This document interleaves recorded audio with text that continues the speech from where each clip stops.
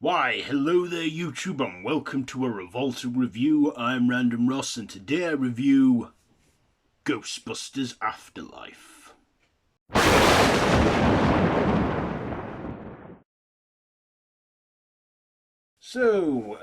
Ghostbusters Afterlife.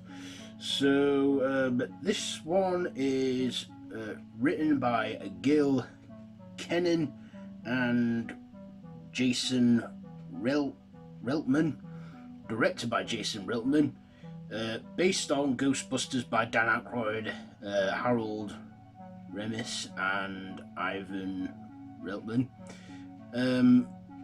starring Carrie Coon, Finn Wolfhard, Mackenzie Grace and Paul Rudd. So this one is a sequel to the original franchise. So forget about the 2016 remake, with the female cast.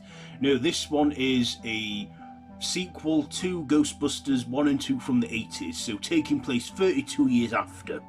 So in this,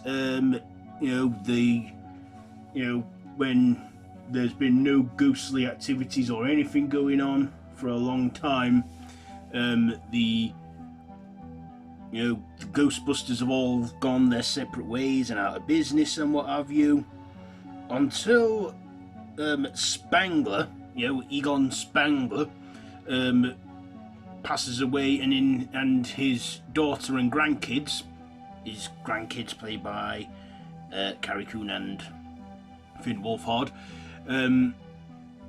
or is it Mackenzie Grace who plays the daughter and that?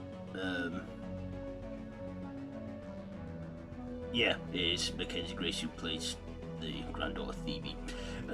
So they inherit his old spooky farmhouse, only to find that there are machines and devices that are surge energy to capture ghosts, such as the classic proton packs.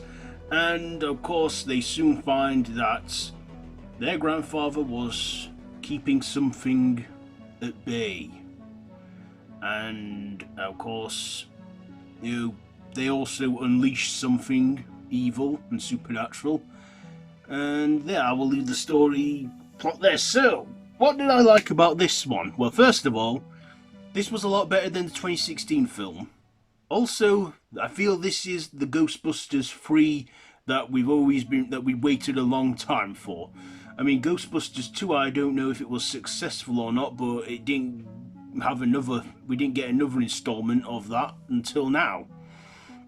So Ghostbusters Afterlife, and it pretty much is in the afterlife.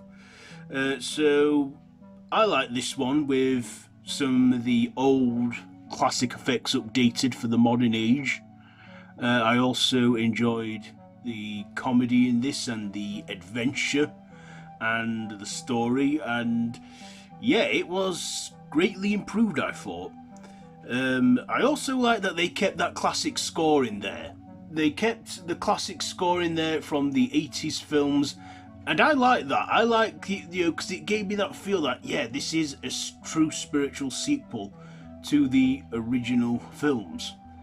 I also, liked Paul Rudd's performance in this. He was more of a supporting character in this, because this one really focused on the kids, Trevor and Phoebe, the two grandkids of Spangler.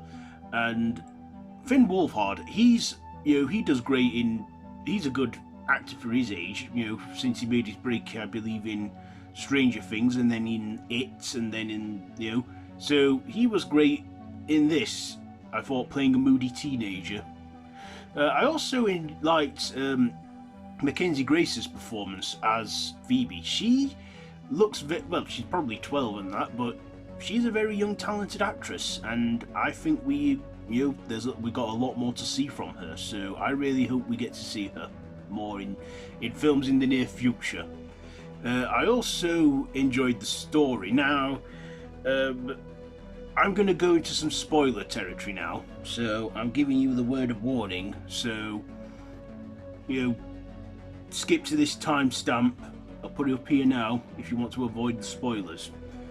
So, here we go, spoiler time. So, this, I feel, was, when I was watching it, I was like thinking, this is a rehash of the first film. Because we get the return of Zool and the evil, goddess, evil woman, I mean, the effects on that are brilliant. How they CGI her and make her look exactly like she did in the 80s, brilliant. But I felt that this was sort of a rehash of that, until that very final act.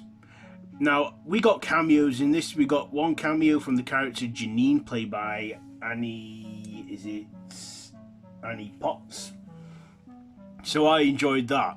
We even got a cameo from Dan Aykroyd as Ray, and then in that final act, when when all seemed lost, we got the old band back together. Oh yes, we got the old band. So we got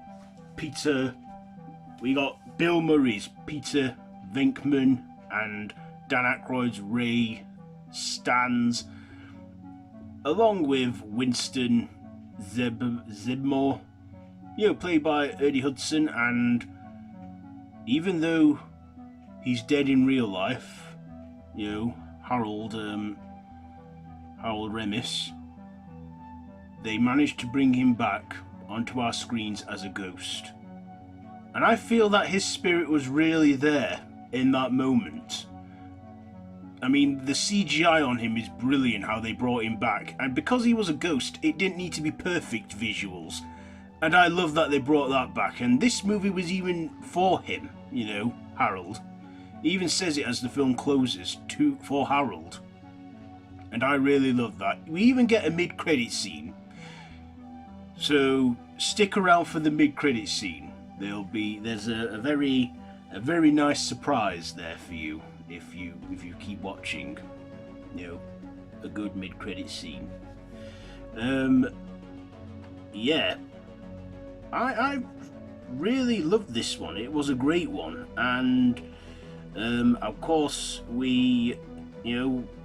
I thought Paul Rudd was great in this too, and we got like I said, this did the original film's justice. This was, like I said, the long-awaited Ghostbusters 3 we'd been wanting for so long, and we finally got it. And I have to say, it was worth that. I just loved watching it, and it was just great. So yeah, anything else to add before we...